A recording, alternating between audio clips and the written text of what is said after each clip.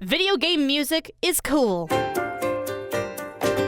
Okay, now the obvious is out of the way. Originally, I wanted this video to be a lot more elaborate and inclusive, talking about the evolution of video game soundtracks, how it adds impact and where it's used, how much variety and production value has increased over the years, mixing with some grandstanding about art or something, I don't know. But the more I dwelled on it, the more I realized I'm not very qualified to talk about all video game music as a whole. I wouldn't be able to scratch the surface of all the amazing OSTs we have received in the last 3 decades, let alone dive into its effects on games or how composers created their sound, and Lord knows I would not be able to give proper credit where credit is due, because I'm a dumb, loudmouth baby idiot. So instead of talking broadly about a broad subject, I'ma just speak from the soul. Hello gamers, how do? Music is subjective. We all love different things for different reasons, and with the evolution of gaming hardware and production budgets, video game soundtracks have just gotten better and better throughout the years. So much so, it takes up like 70% of my playlist, that and the collection of emo bands I've had on repeat since 2007 for full transparency. But good soundtracks can make an alright game an absolute favorite for me. Critically speaking, we often focus on gameplay and story when dissecting a game, while presentation and sound is treated more as a cherry on top kind of deal, but it really adds to my experience. It makes me feel, think, flail like a fish gasping for air. It adds a whole new flavor that makes even the most mundane stuff, mwah,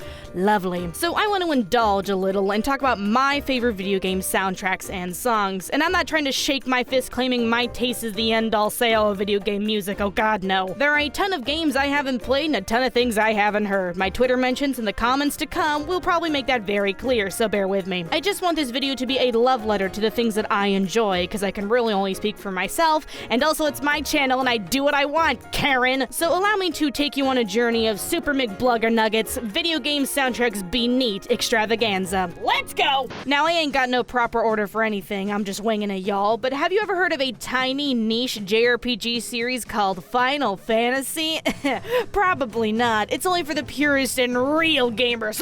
Okay, but seriously, Final Fantasy is insanely famous for its music, but it's not all just hype and brand name. Because of the series' lineage, it's covered basically every type of genre and style you can think of, and borderline every mainline Final Fantasy game's music is iconic in some way, shape, or form. Like, how many people you know claim they tear up every time they hear 2 Xanarkin, or who else clenches their butt up when they hear One Wing Angel kicking the door?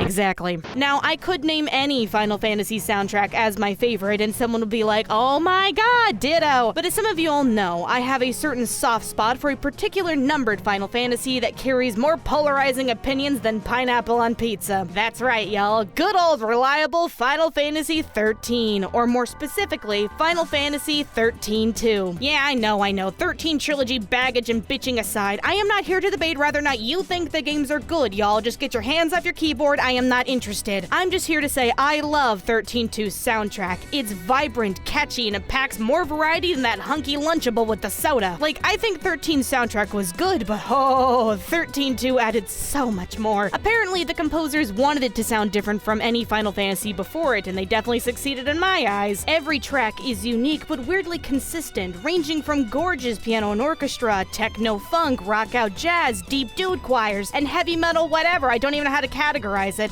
It's like, hot dang, how did they jam all this in here, and how am I crying and dancing at the same time without my adult sad time juice? Now, a common thread you'll see with a lot of my picks are soundtracks that have vocals in them, along with stuff that if you heard with no context wouldn't automatically assume it's from a video game, you feel? And that's like 80% of 13-2's music. Tracks like New Bodom, Starting Over, Village and Void, all of the characters' themes, Worlds Collide, Limit Break, and Planes of Eternity. Oh god, Planes of Eternity cured my depression and opened up my sinuses.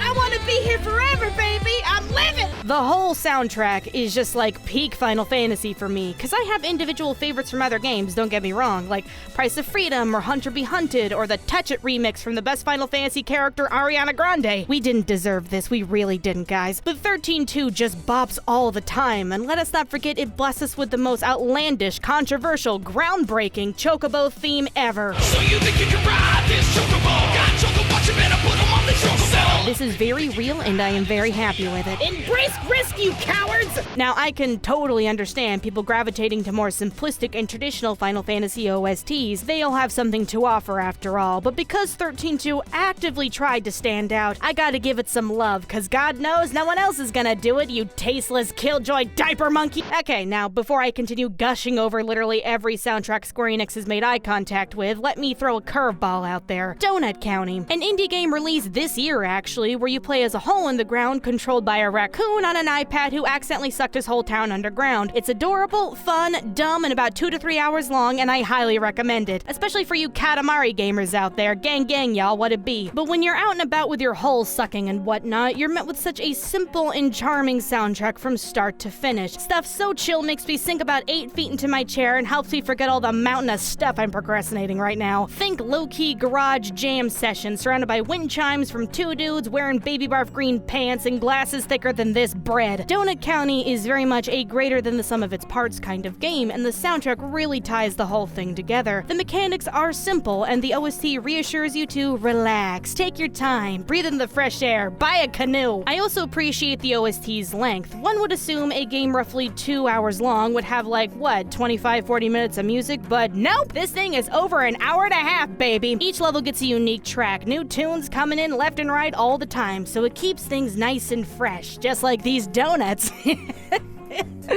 Laugh! Now look, I'm not gonna pretend this OST is some technical marvel that's never been done before. I just really enjoy it as a great de-stressor that gives me feelings about raccoons. But if you want something calm and joyful, then I highly recommend listening to it when you're trying to sleep so you don't wet the bed from the night terrors like me. Gosh dang it, guys, just support Donut County.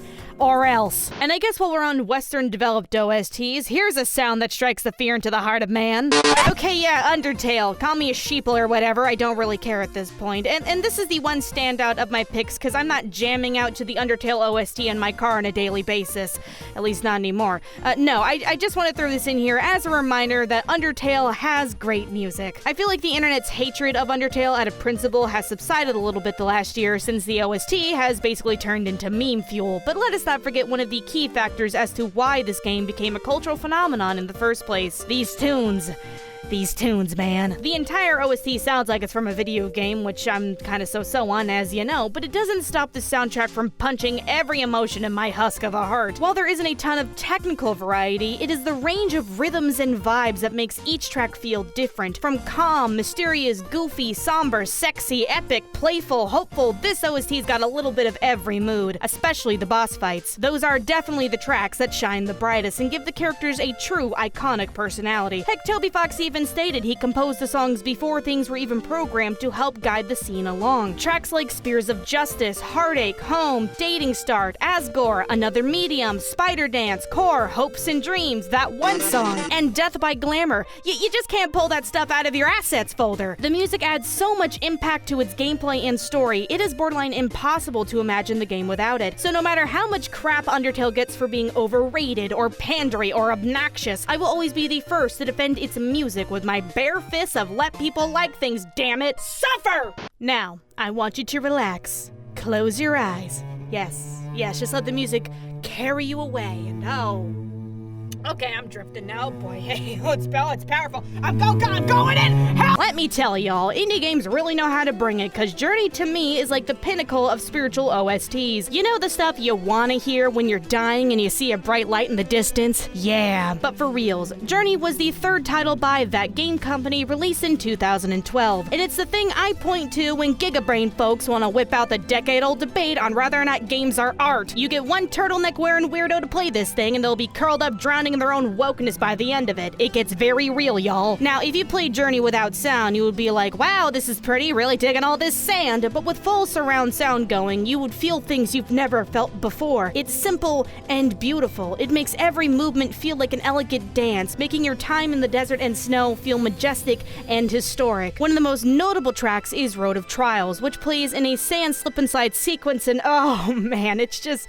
wonderful. It's pure unfiltered bliss right here, folks, almost uncomparable. And it's really soundtracks like this that help people take games more seriously, since Journey was the first video game OST to be nominated for a Grammy, rightfully so. We are making progress slowly but surely. It's just a great example of how far the medium can go, and why gaming is the peak of interactive artistic expression. So if you want to experience what a hug with God would feel like, then sit in a dark room and just let Journey wash all over you in its dusty glory. Okay, back on my JRPG bull. I'm coming out swinging. You know, I honestly feel bad I didn't get into this series when it came out despite knowing about it for years, so I'm asked the gamer gods to forgive me on that one, because everything about Nier Gestalt and Nier Automata's soundtracks are amazing. Now, I am grouping these two together because they share so much and I couldn't pick, and I think it's becoming painfully clear I don't exactly have the most obscure taste in video game music. Nier Gestalt's OST was rated one of the best soundtracks of that year, and Nier Automata won Best Soundtrack at the 2017 Game Awards, but I'm a simple woman, and critically praised things are often critically praised for a reason. Both OSTs are the epitome of unique, and since Yoko Taro games are anything but normal, it is the perfect kind of sound that sucks you into his world. And what makes Nier's music so special is the fact that all the vocals are sung in a made-up chaos language specifically made for this series. So all those words you're hearing aren't Japanese or Latin or anything. Nah, y'all, that's high-quality gibberish with some thought behind it. Point blank, Nier's music is just beautiful. It's full of tear-jerkers, epic orchestras, weird chanting, and beats I've never heard anywhere else. Both versions of Song of the Ancients are just like flat-out fantastic, making you feel like you're dramatically running in a meadow of white flowers in a steel factory racing against the clock to save the world. It's a perfect blend of somber but powerful. Some of my personal favorite tracks being Kaine Escaped, Wrecked Weaponry, Temples of Drifting Sand, Rays of Light, Copied City, Birth of a Wish, Wrecked Automatons, basically all of Emil's themes, and End of the Unknown, the sexiest bop known to life-size Ken dolls. Steamy. All of them provoke such a strong, surreal feeling of sadness and hope, giving me an itch Father Nier's good looks and charms only know how to scratch, you know? Now, Yoko Taro games have always been known for their music. The man likes to make his song the center of attention a lot of the time, borderline forcing you to take notice in some cases. Of course, the Nier titles aren't nearly as pushy and go for a more subtle approach, and a cute tiny thing Nier Automata does is that when in battle, when you decide to hack an enemy and enter the bullet hell minigame, the battle music will switch to an 8-bit version of whatever you were hearing before. They had to 8-bitterize a ton of tracks just for this effect, since the player can hack anywhere, and they didn't have to do this, they really didn't, but it's there and it's a great touch. Overall though, Nier's OSTs are the byproduct of true creative effort with a palpable identity, and I don't know when we're ever gonna hear something like this ever again. So bathe in its wonder and shove the faded brown color palettes right up your ass. Now, do you want to hear the song of my people? Okay, go figure. I love Kingdom Hearts soundtracks, but in a weird selective sense. Look, Yoko Shimomura does an amazing job with all of the Disney World's themes, rearranging pre-existing classic songs with that Kingdom Hearts sound and creating tracks from scratch to capture the Disney magic. So when it comes to that music, I give it a thumbs up for atmosphere, but the Disney tunes are not why I like Kingdom Hearts music. I never really listen to that stuff by itself. Nah, y'all, it's because of the tracks Yoko composed for the original story and characters. Songs like Dearly Beloved and Roxas, Riku, Aqua, and Shion's themes make me bawl like an oversized baby in and outside of the game. All of these tracks are just simple piano and strings but carry so much emotion, it's overwhelming sometimes. I truly believe that Yoko's music is the reason why Kingdom Hearts story has such a strong sentimental impact, folks. These tracks are used at crucial moments in the plot, and if you heard some of the dialogue without the Lord's most sympathetic piano playing in the back, you would be taken out of this real fast. By just looking at some of the footage of Kingdom Hearts for the first time, you would not be able to figure out the tone of the games at all. But it's because of the music we know what to feel about all of this. Sound is obviously a key part of the series, and nothing states that more than the openings. With Utada flexing on us with Simple and Clean and Sanctuary/Passion, fantastic songs, both of them. Gonna be that way till the end of time when aliens find the remnants of our scorched civilization. They will know what is up. I have heard every single version for 15 years, and I am still not sick of them. My favorite being the Ray of Hope remix from Kingdom Hearts 0.2. To think you could remix a decade-old song just for me to fall in love with it all over again. Also, the new Kingdom Hearts 3 opening song, Face My Fears, just came out, and without fail, my almonds are once again activated. That's a testament to Utada's immortal power, gamers. I mean, all Kingdom Hearts openings are just like official fan-made AMVs anyway, but that's why it works. There's just so much life and feeling the opening songs add, and not many games open with this kind of stuff. All I can say is, big fan.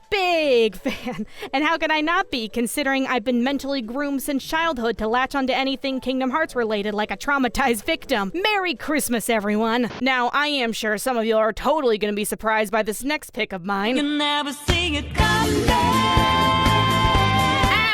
It's funny, because I'm an obvious sucker for Persona music, as we all should be.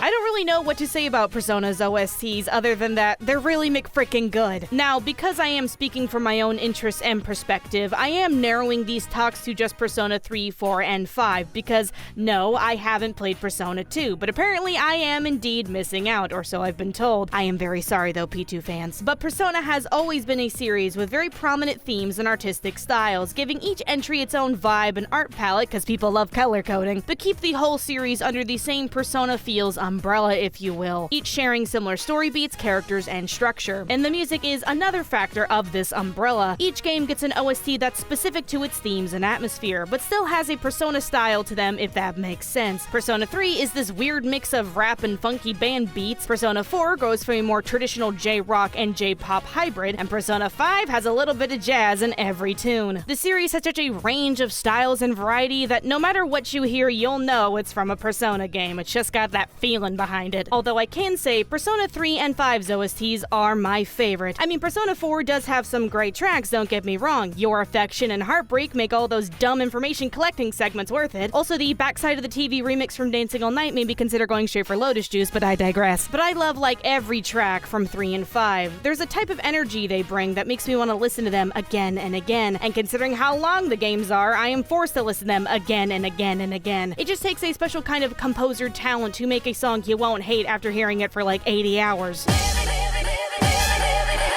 It never gets old, guys. But yeah, Persona's OSTs are full of vocal tracks, and that's my main appeal to them. Instrumental-wise, everything is strong, like the Velvet Room or the Junes theme, but being able to sing along to the majority of the music is a real treat. Songs like Burn My Dread, River in the Desert, Time to Make History, Life Will Change, Deep Breath, Whims of Fate, Pursuing My True Self, Behind the Mask, Signs of Love, and Wiping All Out, the song I want to play when I finally snap on you, mouth-breathing degenerate. It's like the entire games are anime openings all the time, and who doesn't secretly love anime opening music?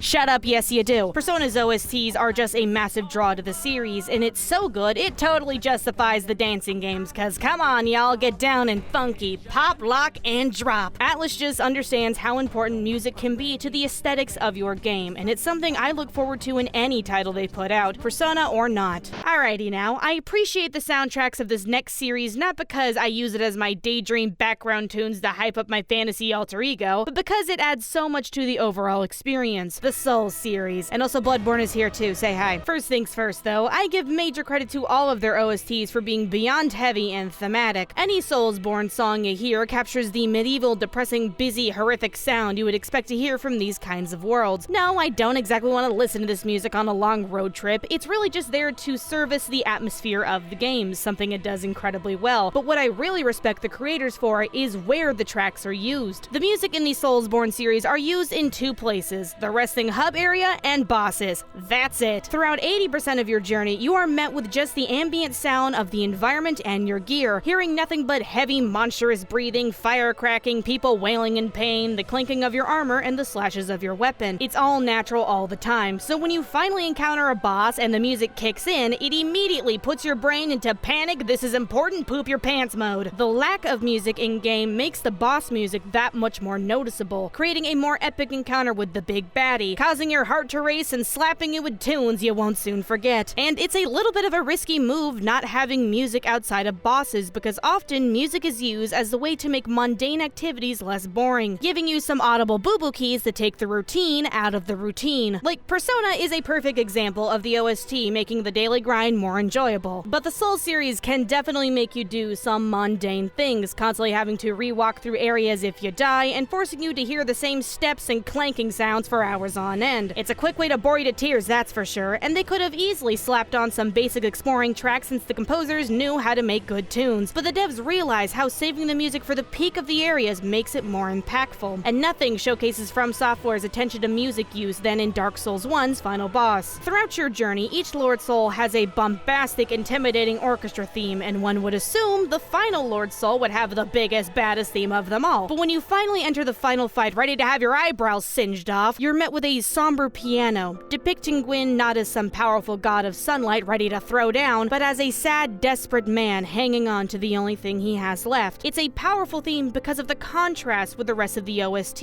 and a personal favorite, that's for sure. So, while I only have a handful of songs I would listen to by themselves, like the Cleric Beast and Majula's theme, I just appreciate the restraint of the Soulsborne series for a more forward-thinking, emotional impact. Some of these songs scare the shit out of me, guys. That should tell you something. Hey, do you want to know what heaven sounds like? People don't talk about Metal Gear Rising Revengeance anymore. Why did we ever stop talking about Metal Gear Rising Revengeance? No, get that out of here. No, this is pure moment. Okay, let's enjoy things for what they are. Shut up. Now, I can say, without a doubt, in my high blood pressured heart, Metal Gear Rising Revengeance is the best soundtrack I have ever heard. Of course, I can totally understand the dubstep metal rock not being people's cup of tea, but personally, I've never been a big fan of cups, so I just dumped the whole kettle in my pants. Rising's soundtrack is hype, it's fast, it's catchy, and it makes me feel like a true cyborg ninja, whatever the heck that sensation feels like. What's amazing about this OST, though, is that it's just a straight-up rock album, meaning I like literally every single song on this thing. It's got a range of vocals, vibes, and styles. Each song captures the essence of the battles and bosses they represent. Stuff like Red Sun, Stranger I Remain, My Own Master Now, all great tracks that nail the feelings of each fight. And what's most notable about the tracks and the game is that the bosses are centered around the music. Every major event in Rising is met with music that is programmed to kick into the chorus when QuickTime events / action set pieces go down. So you get stuff like this.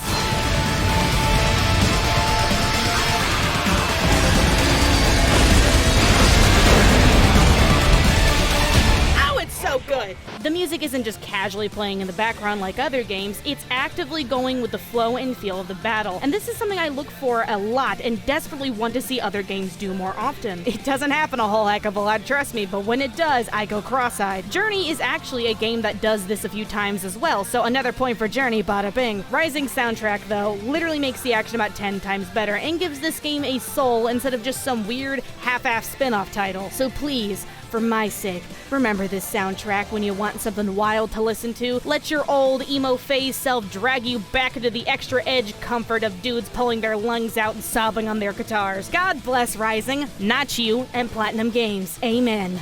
Okay, now I can't name every cool thing I've ever heard. My top picks were mostly because the OSTs as a whole were killing it, as I found the majority of the tracks to be bops, but I do have a bunch of individual songs from games that I just adore, and I want to give these bad boys some recognition. So let's give it up for these Play at My Funeral Honorable Mentions, Lightning Round Edition. Oddly enough, I didn't know how to include this one when I was talking about Kingdom Hearts because technically the origins of the song are from a different game, so here we are. Anyway, Twister from The World's End With You is a good song, but Twister's remix from Kingdom Hearts Dream Drop Distance is even gooder. High-key, it's a shame this song is kind of overshadowed in the game because it really deserves to be put front and center because, my god, it's great. You should probably listen to it, that's kind of what I'm implying, alright? Now, I'm what the kids call a fake Devil May Cry fan because I played like all of them, but I've never beaten a single one because I'm stupid. But I appreciate everything about the DMC series, especially the music. Taste the Blood, The Time Has Come, and now Devil May Cry 5 with Devil Trigger. They just butter me up every time. Talk about eye and ear candy, am I right?